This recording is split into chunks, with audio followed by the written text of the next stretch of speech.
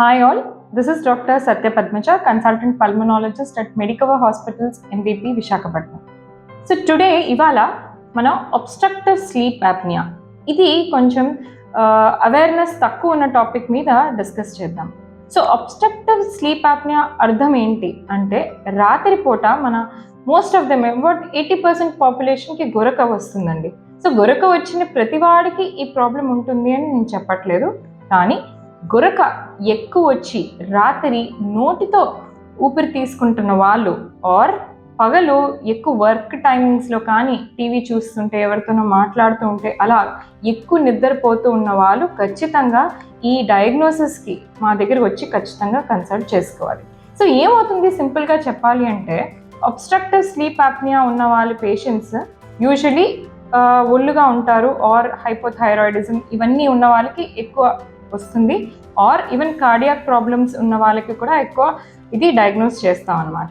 So రాత్రి ఎక్కువ snoring are గొరక పెట్టడం వలన ఏమవుతుందంటే వీళ్ళ ఊపిరి తీసుకుంటున్నప్పుడు blood supply to the brain కొంచెం స్లైట్గా తగ్గుతుంది. దాని వలన ఆక్సిజన్ లెవెల్స్ తక్కువ అయ్యి వీళ్ళకి స్లీప్ చాలా మటుకు డిస్టర్బ్ అవుతుంది. ఇది యూజువలీ పడుకున్నంతసేపు వాళ్ళకి తెలియదు, కానీ నెక్స్ట్ డే దీని ఎఫెక్ట్ ఎలాగా మేనిఫెస్ట్ అవుతుంది, వాళ్ళ వర్క్ టైమింగ్లో అలర్ట్నెస్ తక్కువ ఉంటుంది, పొద్దున ఎక్కువ నిద్రపోతారు. సో ఇవన్నీ symptoms of obstructive sleep apnoea.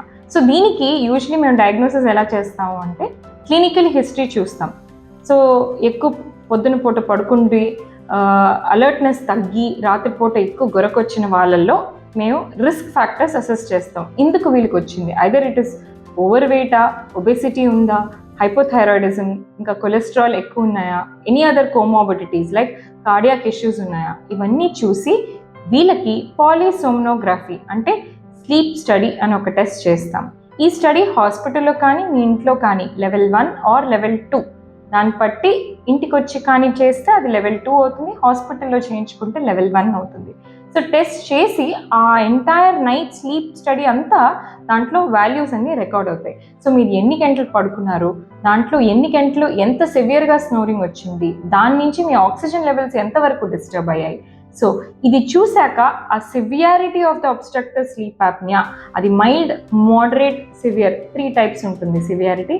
దాని ప్రకారం ట్రీట్మెంట్ పెడతాం. సో మోస్ట్ కామన్గా మేము పేషెంట్స్కి చెప్పేది ఏంటంటే లైఫ్ స్టైల్ మోడిఫికేషన్ అంటే వెయిట్ తగ్గాలి, డయట్ మోడిఫై చేయాలి, healthy diet, avoiding the oily food ఇవన్నీ, and exercise is very important అనమాట. వీటితో పాటు మోడరేట్ అండ్ సివియర్ గ్రూప్ వాళ్ళకి CPAP or continuous positive airway pressure అని చిన్న మెషిన్ ట్రీట్మెంట్ అయితే పెడతాం. సో ఓవరాల్గా OSA ఇస్ అంటే అండర్ డయాగ్నోస్డ్ డిజీజ్. సో ఇది ఎర్లీగా మనం జనాలకి అవేర్ చేస్తే we can detect it early and also try to treat it even at the earlier stage itself. Thank you.